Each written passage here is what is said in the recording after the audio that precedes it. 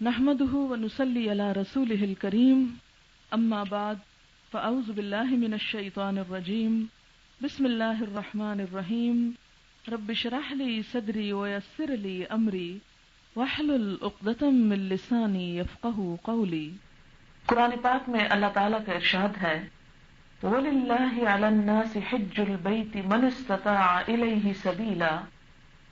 وَمَنْ كَفَرَ فَإِنَّ اللَّهَ غَنِيٌّ عَنِ الْعَالَمِينَ، اور لوگوں پر خدا کا یہ حق ہے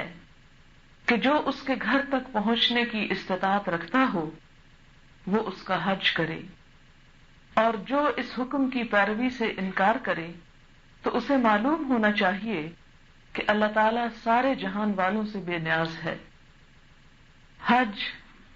جو کہ اسلام کے بنیادی ارکان میں سے ایک رکن ہے، صاحب استطاعت لوگوں پر فرض ہے۔ حج کا لفظی معنی قصد اور زیارت کرنا ہے، یعنی ارادہ اور زیارت، اور اسلام کی اصطلاح میں اللہ تعالیٰ کے مخصوص عبادت کا نام اور اللہ تعالیٰ کے گھر کی مخصوص طریقے سے زیارت کا نام حج ہے۔ حج صاحب حیثیت مسلمانوں پر فرض ہے۔ صحیح مسلم کی روایت ہے کہ اللہ تعالیٰ نے تم پر حج فرض کیا ہے لہذا تم حج کرو۔ ایک اور جگہ پر آپ صلی اللہ علیہ وسلم نے فرمایا، بخاری اور مسلم کی روایت ہے کہ اسلام کی بنیاد 5 چیزوں پر ہے۔ نمبر 1، اللہ تعالیٰ کے ایک ہونے اور محمد صلی اللہ علیہ وسلم کے رسول ہونے اور اس کے بندہ ہونے کی شہادت دینا۔ نمبر 2، نماز پڑھنا۔ نمبر 3، زکوٰۃ دینا۔ نمبر 4، رمضان کے روزے رکھنا۔ نمبر 5، بیت اللہ کا حج کرنا۔ یہ بخاری اور مسلم کی روایت ہے، جس سے ہمیں یہ پتہ چلتا ہے کہ حج فرض عبادات میں سے ہے۔ اور ایک اور جگہ ہمیں یہ پتہ چلتا ہے،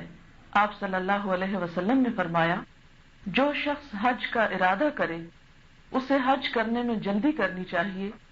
کیونکہ ممکن ہے کہ وہ بیمار پڑ جائے، ممکن ہے اس کی اونٹنی کھو جائے یعنی سواری اس کی ختم ہو جائے یا سواری کا ذریعہ نہ رہے، اور ممکن ہے کہ کوئی اور ایسی ضرورت پیش آ جائے کہ حج ناممکن ہو جائے۔ مطلب یہ ہے کہ وسعت ہونے کے بعد انسان کو اپنا فرض ادا کرنے کے لیے ٹال مٹول کرنا درست نہیں۔ پھر اسی طرح آپ صلی اللہ علیہ وسلم نے جہاں نہ کرنے کے بارے میں تنبیہ فرمائی وہاں کرنے کی بہت فضیلت بھی فرمائی، اور اس کے لیے فرمایا کہ جو شخص صحیح طور پر حج کرتا ہے وہ اپنے گناہوں سے اس طرح پاک ہو جاتا ہے جس طرح ایک بچہ جو ماں کے پیٹ سے گناہوں سے پاک پیدا ہوتا ہے۔ حج کرنے سے نہ صرف یہ کہ انسان کے گناہ معاف ہوتے ہیں بلکہ اس کے درجات بھی بلند ہوتے ہیں اور اس کے اندر ایمان کی تجدید بھی ہوتی ہے۔ ایک اور حدیث میں آتا ہے کہ رسول اللہ صلی اللہ علیہ وسلم سے دریافت کیا گیا، ای العمل افضل،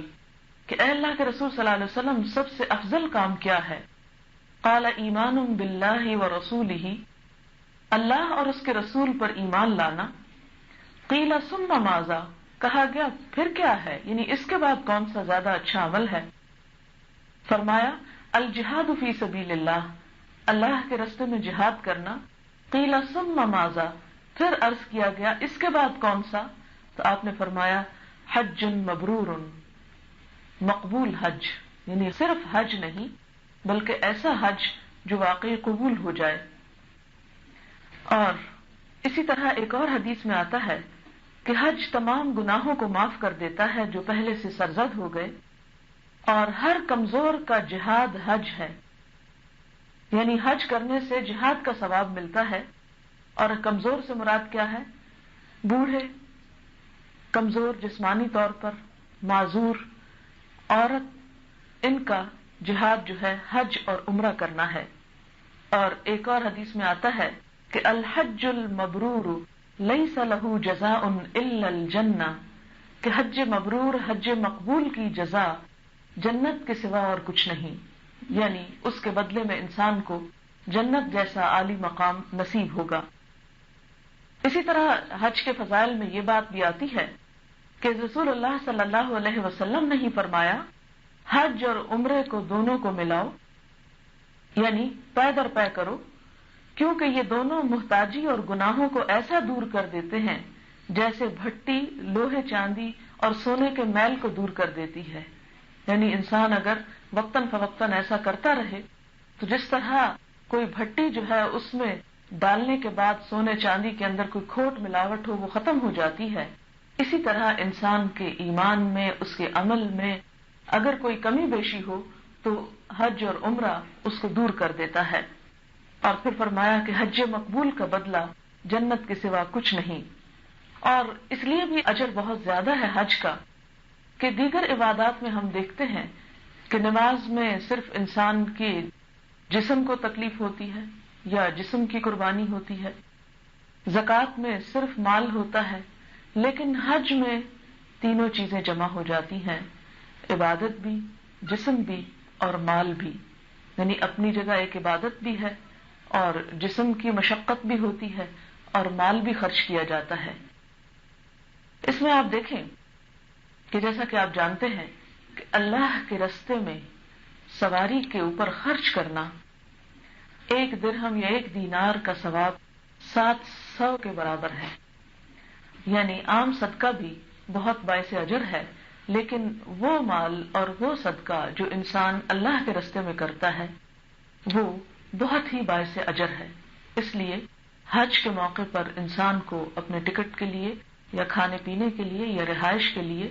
جو بھی تکلیف اٹھانی پڑتی ہے مالی اعتبار سے،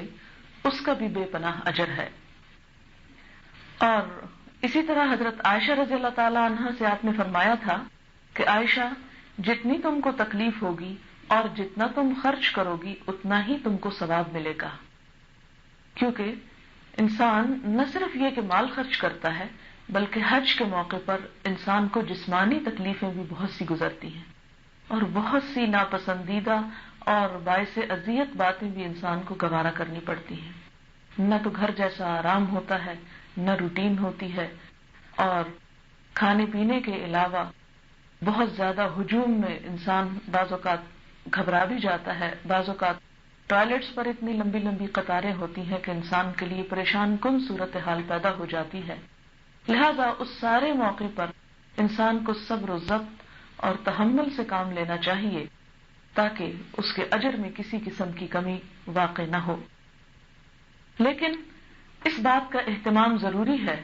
کہ جو مال انسان اللہ کے راستے میں خرچ کرے اور حج کے اوپر خرچ کرے وہ مال حلال کا مال ہو، حرام کا نہ ہو۔ حج ہی کے بارے میں جب انسان گھر سے نکلے تو سب سے پہلے اپنی نیت کو صرف اللہ کے لیے خالص کر لے، اس لیے کہ اللہ تعالیٰ کوئی ایسی عبادت قبول نہیں کرتے کہ جس میں انسان اللہ کی رضا کے بغیر دوسری غرضیں بھی شامل کر لے۔ یعنی حاجی کہلوانے کے لیے نہیں، نہ ہی حج سے کوئی شہرت کمانا مقصود ہو،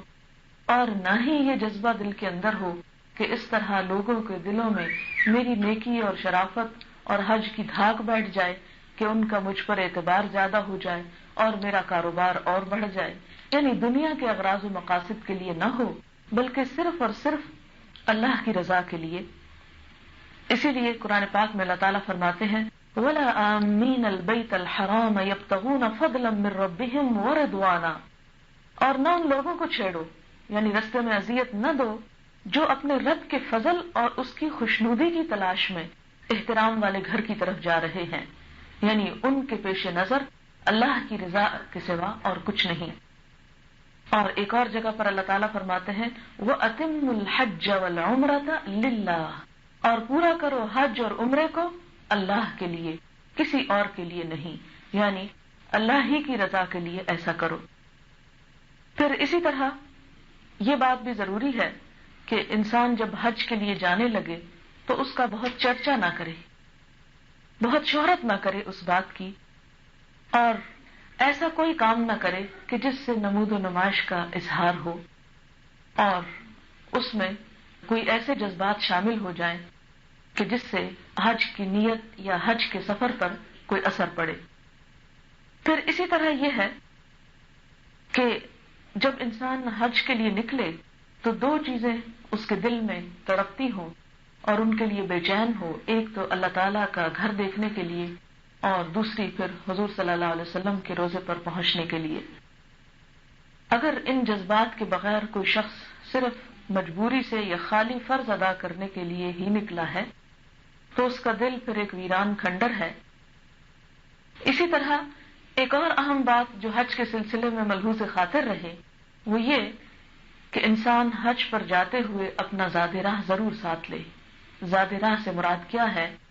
کھانے پینے کا، وہاں کی رہائش کا خرچ، کیونکہ یہ نہ سمجھے کہ چونکہ میں خدا کا مہمان ہوں اس لیے مجھے اپنے ساتھ کچھ لے جانے کی ضرورت نہیں، خدا ہی مجھے کھلائے پلائے گا اور وہی میرا سارا انتظام کرے گا۔ آپ دیکھتے ہیں کہ دنیا کے کسی بھی کام کے لیے صرف آپ یہ کہہ کر نہیں چھوڑ دیتے کہ چونکہ میں ایک اچھے جذبے سے یہ کام کرنے لگا ہوں لہذا یہ کام کرنا اب اللہ ہی کے ذمے ہے۔ مثلاً آپ اس نیت سے ڈاکٹر بننا چاہیں کہ آپ لوگوں کا علاج کریں یا دوسروں کے دکھ دور کریں تو آپ کہیں کہ میری نیت بہت خالص ہے، بہت اچھی ہے، لہذا مجھے اس کے لیے کوئی محنت اور پڑھنے کی اور کوشش کی ضرورت نہیں، کیونکہ میں ایک اچھے جذبے سے ڈاکٹر بننا چاہتا ہوں، اور اس کے بعد نہ پڑھیں، نہ محنت کریں، نہ امتحان دیں اور نہ کوئی تکلیف اٹھائیں، تو صرف اچھی خواہشات اور اچھے جذبات سے انسان اپنے مقصد کو نہیں پا سکتا جب تک کہ انسان اس کے لیے کوشش نہ کرے۔ عموماً ہمارے ہاں یہ غلط فہمی پائی جاتی ہے کہ چونکہ ہم اللہ کے راستے پر نکلے ہیں لہذا کوشش کی ضرورت نہیں، سب کچھ اس کے کرم اور فضل سے ہو جائے گا۔ نہیں، ہم ایک مادی دنیا میں رہتے ہیں اور مادی وسائل اور اسباب کو اختیار کرنا ہم پر لازم کیا گیا ہے اور ہمیں سکھایا گیا ہے کہ ہم ایسا کریں۔ جیسا کہ وہ ایک مشہور واقعہ ہے کہ ایک شخص اپنے اونٹ کو کھلا چھوڑ کے اندر آ گیا اور آپ صلی اللہ علیہ وسلم نے جب دریافت فرمایا تو کہا کہ میں اللہ کے سہارے چھوڑ آیا ہوں۔ آپ نے فرمایا نہیں، جاؤ اس کو باندھو اور پھر خدا پہ بھروسہ کرو۔ تو حج میں اپنا خرچ پورا لے کے جانا جو ہے نہ تو یہ دنیا داری ہے اور نہ ہی یہ خدا کی مہمانی کے خلاف ہے، بلکہ انسان کو اس کا حکم دیا گیا، لیکن ساتھ ہی یہ فرما دیا گیا وَخَيْرُ الزَّادِ التَّقْوَى، اور بہترین زاد راہ تقویٰ ہے کہ صرف مالی اور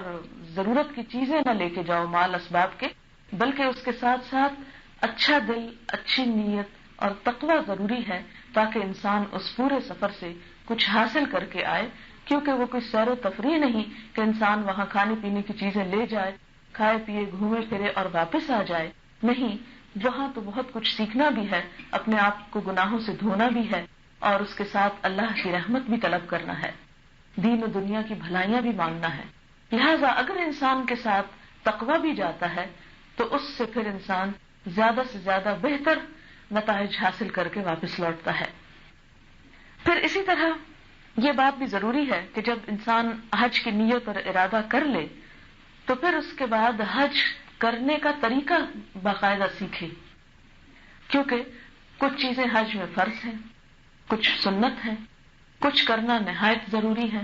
اور کچھ کا کرنا غلط ہے اور کچھ کا چھوڑ دینا درست نہیں، ان کے چھوڑ دینے سے حج ہوتا نہیں۔ یہ لازمی طور پر انسان جان لے کہ اس حج کے سفر کے آداب، طور طریقے اور اسباب کیا کیا ہیں، مجھے کن کن مرحلوں سے گزرنا ہے۔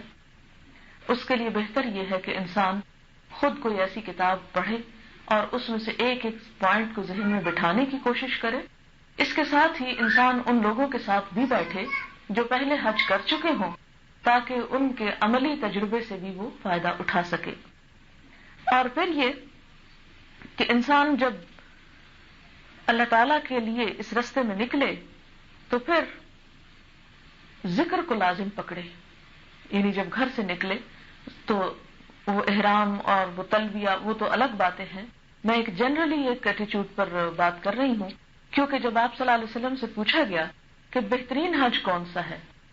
اور بہترین نماز کون سی اور بہترین عبادات کی جب آپ سے سوال کیا گیا تو آپ نے فرمایا کہ جس میں ذکر شامل ہو، وہ جس کے ساتھ ذکر بھی ہو اللہ کا، کہ ایک تو عبادت ہے وہ تو اپنی جگہ، لیکن اس کے ساتھ ساتھ اللہ کا ذکر کرنا اس عبادت کو کئی گنا ثواب اور جزا میں بڑھا دیتا ہے. لیکن ذکر میں یہ یاد رکھیں کہ جو دعائیں آپ پڑھیں وہ مسنون ہوں. عموماً ہمارے ہاں کتابوں کے اندر بے شمار لمبی لمبی دعائیں لکھی ہوتی ہیں جو ان میں سے اکثریت من گھڑت دعاؤں کی ہوتی ہے. ان کا پڑھنا انسان کے اوپر ایک بہت بوجھ بن جاتا ہے. انسان سارا وقت گلٹی فیل کرتا رہتا ہے کہ مجھے یہ پڑھنا تھا اور میں پڑھ نہیں سکا، اور پھر کام کر کے بھی وہ اطمینان اور یکسوئی حاصل نہیں ہوتی جو ہونی چاہیے تھی. اور بعض لوگ پھر اس طرح کرتے ہیں کہ خود یاد نہیں کرتے، معلمین سے کہتے ہیں کہ وہ پڑھتے جائیں، وہ معلوم نہیں کیا پڑھتے جاتے ہیں اور دوڑتے چلے جاتے ہیں اور لوگ ان کے پیچھے پاگلوں کی طرح دوڑ رہے ہوتے ہیں. نہ انسان نہ سوچ سکتا ہے، نہ جان سکتا ہے، نہ اس کا شعور نہ دماغ کچھ حاضر نہیں ہوتا، وہ صرف ایک شخص کے پیچھے بھاگ رہے ہوتے ہیں. تو بجائے اس کے کہ انسان کسی کو وہاں پر فالو کرے، اپنے خود اللہ تعالیٰ کے ساتھ ایسا ربط اور تعلق رکھے اور اپنے اعتبار سے پہلے سے ہی سیکھ کر جائے کہ اسے وہاں کیا کرنا ہے تاکہ دوسرے کی محتاجی کم سے کم ہو اور انسان زیادہ سے زیادہ یکسوئی کے ساتھ پھر ذکر کر سکے، عبادت کر سکے. تو اس میں آپ دیکھیں کہ اللہ کے رسول صلی اللہ علیہ وسلم نے حج کے موقع پر کیا دعائیں پڑھی. ہمارے لیے بھی اتنی دعائیں کافی ہیں، اور اس کے علاوہ اردو، پنجابی، انگریزی میں جو چاہیں آپ مانگیں، لیکن عربی عبارتوں اور لمبی لمبی عبارتوں کا بوجھ لاد کے نہ چلیں، کیونکہ وہ پڑھنا بعض لوگ پھر اس طرح کرتے کتابیں کھول لیتے اور کھول کے اوپر سے پڑھ رہے ہیں، کوئی دھکے پڑھ رہے ہیں، نہیں دیکھ رہے آگے کیا ہو رہا ہے، ادھر کیا ہو رہا ہے، اور ایک عجیب بدمزگی ہوتی ہے. اور بعض اوقات پھر یہ کہ اونچی اونچی پڑھنا شروع ہو جاتے ہیں، جس سے وہ نتیجہ یہ نکلتا کہ دوسرے کو اپنی پڑھی ہوئی بھول جاتی ہے. لہذا ان تمام موقعوں پر انتہائی احترام اور اللہ تعالیٰ سے قلبی تعلق جو ہے وہ محسوس ہوتا رہے، اور واقعی انسان خدا کا مہمان اور خدا ہی کی ملاقات اور اس کے گھر کی زیارت ہی کی نیت سے نکلے. اور ذکر اور دعاؤں میں یہ بات بھی یاد رہے کہ انسان صرف دنیا کی دعائیں نہ مانگے بلکہ آخرت کی دعائیں بھی مانگے. خاص طور پر اسی موقع کے لیے اللہ تعالیٰ نے قرآن پاک میں فرمایا کہ وَمِنْهُمْ مَنْ يَقُولُ رَبَّنَا آتِنَا فِي الدُّنْيَا وَمَا لَهُ فِي الْآخِرَةِ مِنْ خَلَاقٍ. ان میں سے بعض ایسے ہیں جو یہ دعائیں مانگتے کہ اے اللہ ہمیں دنیا کی بھلائیاں عطا کر اور ان کے لیے آخرت کا کوئی حصہ نہیں. یعنی حج کرنے گئے ہیں دنیا کی شہرت تعریف کے ساتھ اور دنیا ہی مانگنے، دنیا ہے وہاں بھی یاد، آخرت یاد نہیں. تو ایسی صورت میں اللہ تعالیٰ نے فرمایا وَمَا لَهُ فِي الْآخِرَةِ مِنْ خَلَاقٍ. جو شخص وہاں جا کر صرف دنیا ہی کی دعائیں مانگتا ہے اس کا آخرت میں کوئی حصہ نہیں. اسی طرح آپ دیکھیں کہ آپ کو بھی شاید اتفاق ہوا ہو کہ آپ کبھی عمرے یا حج کے لیے جانے لگے تو لوگ عموماً جو دعائیں کرنے کو وہاں کہتے ہیں وہ بھی ساری دنیا کی ہوتی. کوئی آپ کا دوست، عزیز، رشتہ دار کم ہی آپ کو ایسا ملے گا جو آپ سے کہے کہ وہاں جا کے دعا مانگنا کہ اللہ مجھ سے راضی ہو جائے یا میری بخشش ہو جائے یا کوئی اور، یا میرا آخرت کا حساب کتاب آسان ہو جائے یا میری قبر کی منزلیں آسان ہو جائیں. تو یہ دعا کم ہی کہے گا مانگنے کو. عموماً کوئی کہے گا کہ میرے بیٹے کے رشتے کی دعا کر دینا، میری فلاں مشکل اور وہ مشکل. یعنی ہمارے سامنے دنیا کی مشکلات ہی ساری مشکلات ہیں، اس سے پیچھے کوئی اور چیز نظر نہیں آتی. خاص طور پر حج کے موقع پر اللہ تعالیٰ نے فرمایا کہ ایسا نہ کرنا. اور پھر کیا مانگنا؟ بعض ان میں سے ہیں جو کہتے ہیں ربنا آتنا فی الدنیا حسنۃ وفی الآخرۃ حسنۃ وقنا عذاب النار، کہ جو یہ دعا مانگتے ہیں کہ اللہ ہمیں دنیا میں بھی بھلائی دے اور آخرت میں بھی بھلائی دے اور ہمیں آگ کے عذاب سے بچا لینا. یہ دعا ہمیں مانگنے کو کہا گیا. یعنی کتنی معتدل اور بیلنسڈ دعا ہے. دنیا بھی مانگو، دنیا چھوڑنی تو نہیں، اس میں رہنا ہے، جتنے دن رہنا عزت سے تو رہے انسان، اور آخرت بھی مانگو. اور پھر خاص طور پر جو چیز وہاں سے مانگ کے آؤ وقنا عذاب النار، کہ اللہ آگ کے عذاب سے بچا لینا. پھر اسی طرح آپ دیکھیں کہ حج کے دوران انسان اللہ تعالیٰ کی ہر طرح کی نافرمانی سے بچے، کیونکہ حج انسان کی ایسی عبادت ہے جو تنہا نہیں ہوتی، کسی گروپ کے ساتھ، کسی رشتہ دار کے ساتھ، اور اگر رشتہ دار نہ بھی ہو تو لاکھوں اور رشتہ دار مسلمان جو ہیں ان کے ساتھ تو ہوتا ہی ہے. ایسی صورت میں انسان جب گرمی، تھکاوٹ، پیاس اور بھوک کے ساتھ بعض اوقات ہوتا ہے تو اس کے مزاج اور اس کے اندر بڑی برہمی آنے لگتی ہے، اور ایسے موقع پر انسان لڑائی جھگڑا کر بیٹھتا ہے یا غصہ کر بیٹھتا ہے اس کے بارے میں آتا ہے کہ حضرت ابوبکر صدیق رضی اللہ تعالیٰ عنہ کے اونٹ پر حضور صلی اللہ علیہ وسلم کا سامان لدا ہوا تھا، دونوں کا سامان ایک پر تھا، اور انہوں نے وہ اپنا اونٹ اپنے غلام کو دے دیا کہ تم لے کے آؤ مکہ تک۔ جب وہ اس جگہ پر پہنچے تو دیکھا کہ اونٹ نہیں پہنچا۔ حضرت ابوبکر صدیق رضی اللہ تعالیٰ عنہ کو بہت غصہ آیا۔ کافی دیر کے ڈھونڈنے کے بعد جس وقت وہ اونٹ اور وہ سامان ملا تو آپ نے احرام کی حالت میں ہی غلام کو پیٹنا شروع کر دیا۔ حضور صلی اللہ علیہ وسلم نے جب دیکھا، فرمایا دیکھو اس حاجی کو، دیکھو اس احرام والے کو، یہ کیا کر رہا ہے۔ کتنا خوبصورت انداز ہے آپ کے منع کرنے کا کہ دیکھو یہ حالت احرام میں کیا کر رہا ہے۔ یعنی مراد یہ تھی کہ حالت احرام میں مارنا یا جھگڑنا یا کسی کو تنگ کرنا وہ درست نہیں، اگرچہ کوئی غلطی پر ہی کیوں نہ ہو۔ اور پھر قرآن پاک میں بھی اللہ تعالیٰ نے فرمایا کہ الحج اشہر معلومات، حج کے مہینے معلوم ہے، فمن فرض فیہن الحج، جو ان مہینوں میں حج اپنے اوپر فرض کر لے، فلا رفث ولا فسوق ولا جدال فی الحج، تو وہ نہ کوئی بے حیائی کی بات کرے، نہ کوئی گناہ کا کام کرے، اور نہ کوئی جھگڑا لڑائی کرے، اپنے غصے کو کنٹرول کرے، اپنے جذبات کو کنٹرول کرے، اس لیے کہ ایسا کرنے سے حج ضائع ہو جاتا ہے، اس کا ثواب نہیں رہتا۔ اور اصل میں یہ حج تو ہے ہی ایک ٹریننگ کہ تم جاؤ اور پھر اپنی حدود میں بھی رہو، اتنے ہجوم میں پھر وہی کرو جو اللہ تعالیٰ کی رضا ہے۔ لیکن آپ دیکھیں گے کہ اکثر مسلمان ملکوں سے آئے ہوئے لوگ اس بات کا لحاظ نہیں رکھتے۔ بعض اوقات تو ایسا ہوتا ہے کہ انسان سجدے میں پڑا ہوتا ہے تو پاؤں کے ایسی ٹھوکر سر کو لگتی کہ سر گھوم جاتا ہے، بعض اوقات ہاتھوں پہ کوئی چڑھ جاتا ہے، بعض اوقات جسم کے کسی حصے کو ایسی کوہنی یا ایسی تکلیف دہ چیز لگتی ہے کہ انسان کے آنسو بہہ پڑتے ہیں، لیکن ان ساری کیفیات کے باوجود جواباً کوئی کارروائی نہ کرے، کوئی بھی کارروائی، اس لیے کہ اس سے حج کا اجر ضائع ہو جاتا ہے، اور ان کو لا علم اور جاہل سمجھ کر معاف کر دیں، کیونکہ جہالت اس دور میں امت مسلمہ کا مقدر ہو چکی ہے۔ آپ کو صرف یہاں نہیں بلکہ اکثریت ممالک سے آئے ہوئے مسلمانوں کے اندر محسوس ہوگا، الا ماشاء اللہ چند ہیں جو کہ واقعی سوچ سمجھ کر آتے ہیں۔ پھر اسی طرح یہ ہے کہ انسان جب حج کی حالت میں ہو یا اس سفر پر ہو تو اللہ تعالیٰ کی نشانیوں کا پورا پورا احترام کرے، شاعر اللہ کی پوری تعظیم کرے۔ شاعر اللہ کیا ہے، اللہ کی نشانیاں کیا ہیں، اللہ کا گھر اور وہاں کے مسجد، اور پھر اس کے اندر آب زمزم کا کنواں،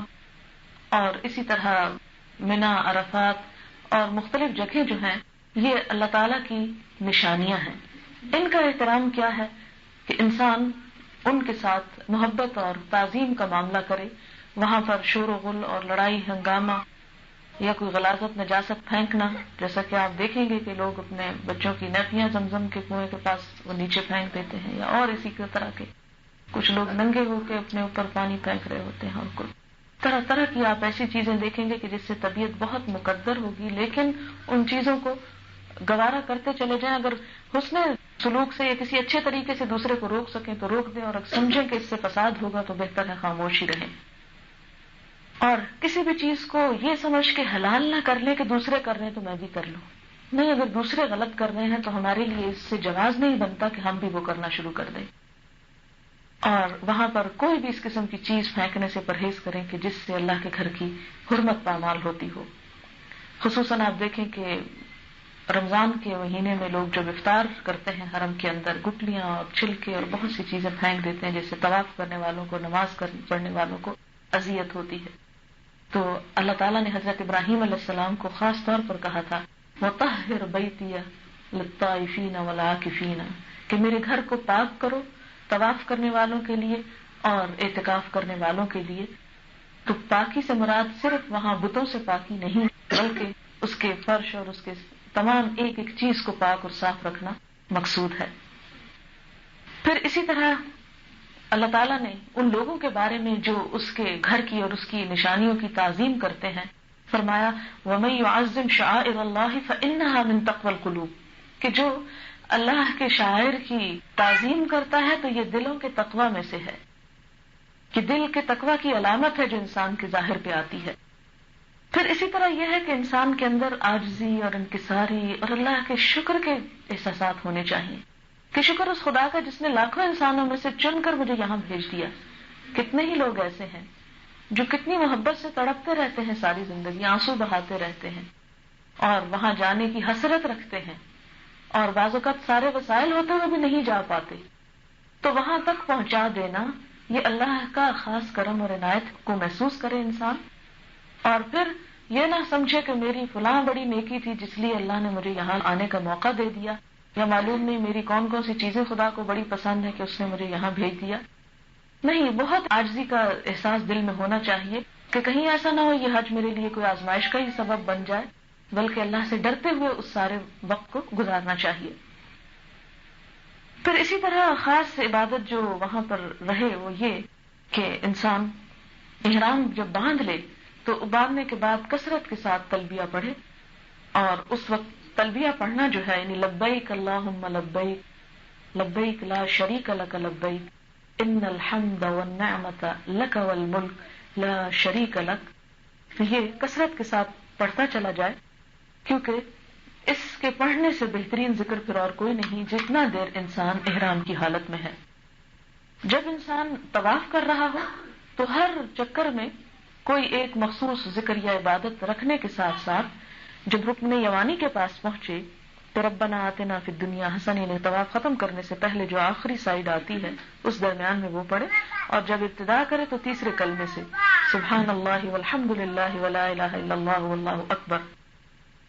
پھر اسی طرح درمیان میں انسان پنجابی میں, اردو میں, اپنی زبان میں جو دعائیں ہیں وہ مانگتا چلا جائے. آپ اپنے آپ کو تھوڑا اگر ترتیب دے دیں کہ مجھے اپنے لیے مانگنا ہے, اپنی اولاد کے لیے, اپنے والدین کے لیے, اپنی آخرت کے لیے, اپنے اور بہت سے جو مقاصد ہیں زندگی کے آپ کے, ان کے لیے, تو ہر چکر کے لیے آپ اگر دل میں رکھ لیں تو پھر کوئی دعا مس نہیں ہوتی. اور پھر اس کے ساتھ یہ ہے کہ طواف جو ہے ایسی نماز ہے کہ جس میں بولنے کی اجازت ہوتی ہے, لیکن انسان کوئی ادھر ادھر کی باتیں نہ کرے بلکہ کثرت سے اللہ کے ذکر کے ساتھ ہی وہ کرتا چلا جائے. یعنی وہاں پر پہنچ کر حرم شریف میں نماز کے علاوہ طواف سے بڑھ کر کوئی نیکی نہیں, کہ وہاں یہ نہیں کہ آرام سے انسان بیٹھ جائے اور کہے میں اللہ کے گھر کو جو دیکھ رہا ہوں اس کا بھی بڑا ثواب ہے. نہیں, اٹھے اور طواف کرے, اور کوشش انسان کرے کہ ہر نماز کے بعد طواف کر لے, لیکن اگر آخری دنوں میں بہت ہی رش ہو جائے تو پھر عورتوں کے لیے مناسب ہے کہ وہ کم کریں, کیونکہ اس میں پھر اتنے مردوں کے دھکے پڑتے ہیں کہ وہ انسان وہاں پہنچ کے وہ ساری جو دل کی خاص کیفیت ہے وہ مردوں سے ٹکرا ٹکرا کے وہ ختم ہونے لگتی ہے. لیکن جب تک یعنی تھوڑی بہت ایسی کیفیت ہو تو اس صورت میں انسان کرتا چلا جائے. لیکن وہ طواف افاضہ جو ہے, جو فرض رکن ہے, وہ تو بہرحال دھکے پڑے یا کچھ اس میں تو وہ کرنا ہی کرنا ہے. پھر اس کے بعد آپ دیکھیں کہ جب انسان عرفات کے میدان میں ہو تو اس وقت کا مخصوص ذکر جو ہے وہ تمام دعاؤں کے ساتھ اللہ سے توبہ کرنا, استغفار کرنا ہے. قرآن پاک میں آتا ہے ثم افیدوا من حیث افاض الناس, پھر وہاں سے پلٹو جہاں سے لوگ پلٹتے ہیں, واستغفر اللہ, اور اللہ سے بخشش مانگو. کیوں؟ اس لیے کہ عرفات کے میدان میں عرفات کے دن اللہ تعالی سب سے زیادہ انسانوں کی بخشش فرماتے ہیں,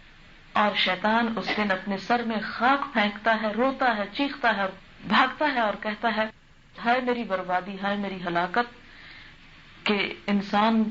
کو میں نے ساری زندگی جہنم میں لے جانے کے لیے تیار کیا اور یہاں آ کے اس نے اپنی بخشش کرا لی اللہ سے. لیکن یہ صرف اس طرح بخشش نہیں ہوتی کہ انسان وہاں سے ایک پھیرا لگا ہے,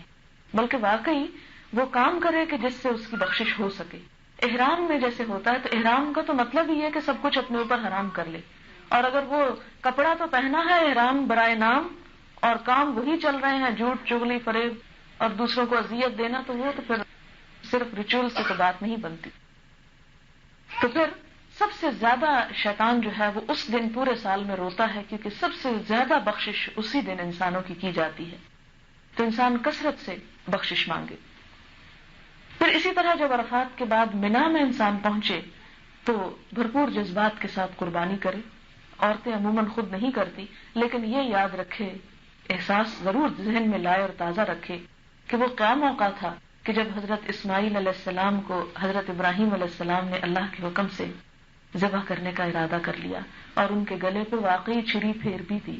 یہ تو الگ بات ہے کہ اللہ تعالیٰ نے فرمایا وَفَدَيْنَاهُ بِذِبْحٍ عَظِيمٍ کہ بدلے میں ایک اور چیز دے دی گئی اور اس قربانی کو قبول کر کے کسی اور شکل میں حقیقی قربانی کروائی گئی. اور پھر اس چیز کو بھی ذہن میں رکھے انسان کہ ان صلاتی ونسکی ومحیایا ومماتی للہ رب العالمین لا شریک لہ وبذالک امرت وانا اول المسلمین، کہ بے شک میری نماز اور میری قربانی،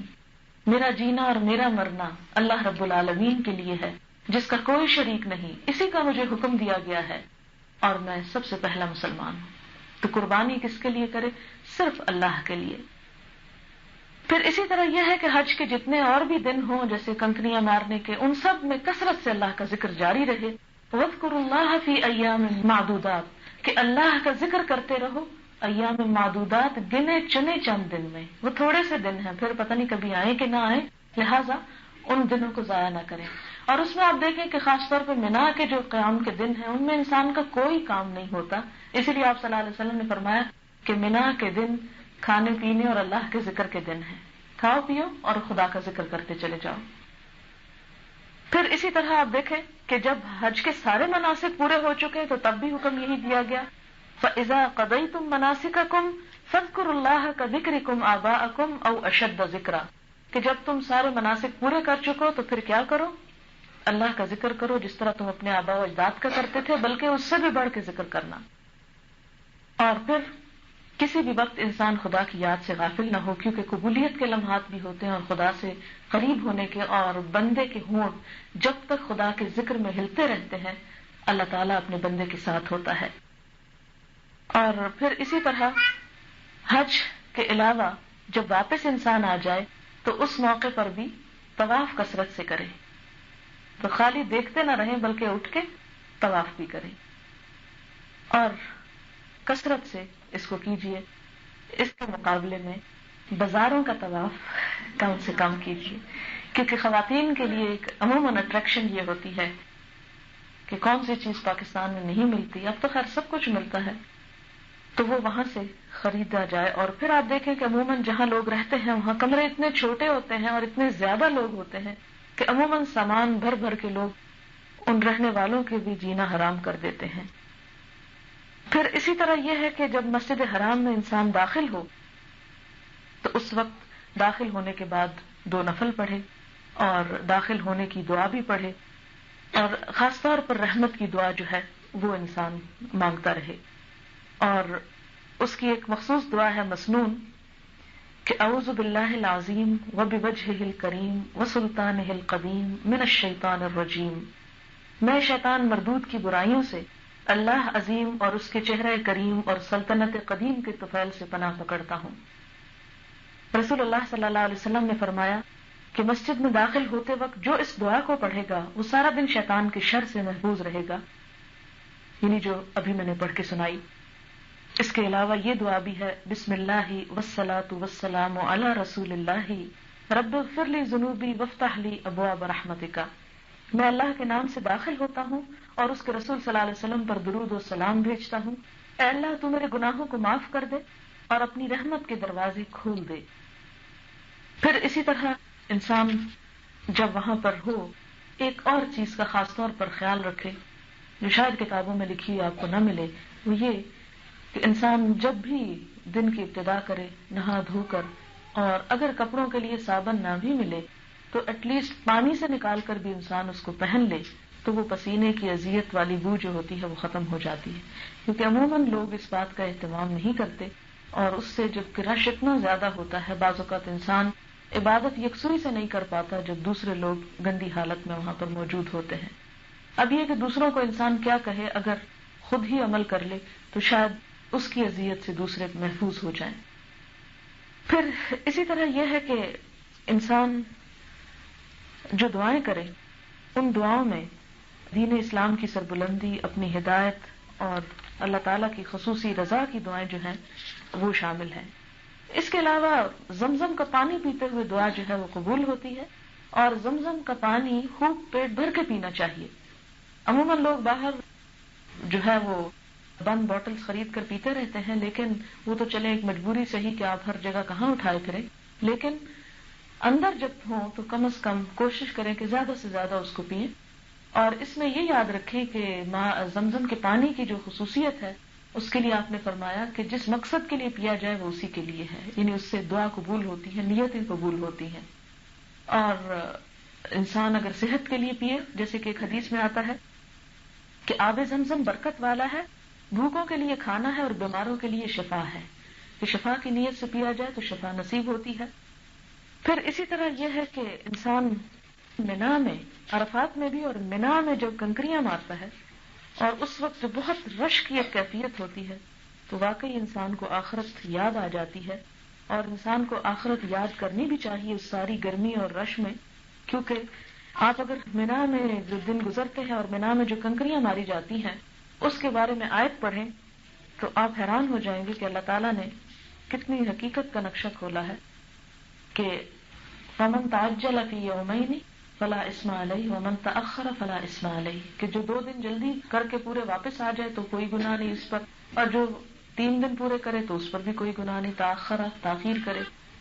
یہاں کس چیز کو جاننے کی ضرورت ہے؟ اس علم کو، اس احساس کو تازہ کرنے کی کہ تم اس کی طرف اکٹھے کیے جاؤ. تو انسان گویا جب حج کی حالت میں ہوتا ہے اور لوگوں کا ازدحام ہوتا ہے تو جس سبق کو یاد کرنے کی ہر دم ضرورت ہوتی ہے کہ حشر کے میدان میں بھی یہ نہیں، اس سے بڑھ کے رش کا عالم ہوگا، اور اس سے بڑھ کر گرمی ہوگی، اور اس سے بڑھ کر افراتفری ہوگی. کیونکہ حج انسان کو صحیح معنوں میں آخرت کی نہ صرف یاد دلاتی ہے بلکہ اس کا نقشہ کھول کے رکھ دیتی ہے. اسے آپ نہ یہاں میرے الفاظ سے محسوس کر سکتے ہیں اور نہ ہی کسی اور طرح سے تصور کر سکتے ہیں، جس طرح وہاں جا کے محسوس کر سکتے ہیں. لہذا اس احساس کو بھی تازہ کرنے کی ضرورت ہے. اور آپ دیکھیں کہ خاص طور پر جب حج پورا ہو جاتا ہے اور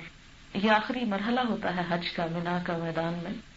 جہاں انسان کے سر بھی منڈا دیا جاتا ہے اور پھر وہ احرام بھی کھولتا ہے، تو وہ جو حدیث ہے جس میں آتا ہے کہ انسان اس طرح پاک ہو جاتا ہے جیسے ماں کے پیٹ سے نکلا ہو، تو آپ دیکھیں کہ اس موقع پر بھی انسان جو کپڑے پہنتا ہے وہ بھی اسی طرح کے، یعنی فوراً جب بچہ پیدا ہوتا ہے کو بہت عمدہ ڈریس اس کو نہیں دیا جاتا ہے، ایسے ہی کپڑے میں لپیٹ لیا جاتا ہے، اس کے سر کے بال بھی اتارے جاتے ہیں. اور واقعی جو حقیقی حج ہے پھر اس سے بہت مماثلت رکھتا ہے وہ سارا عمل. تو اللہ تعالیٰ سے دعا ہے کہ جو لوگ جا رہے ہیں وہ حقیقی معنوں میں پورے شعور کے ساتھ حج کریں، اور جو ابھی تک نہیں گئے اللہ تعالیٰ ان کے راستے آسان کرے. آخر دعوانا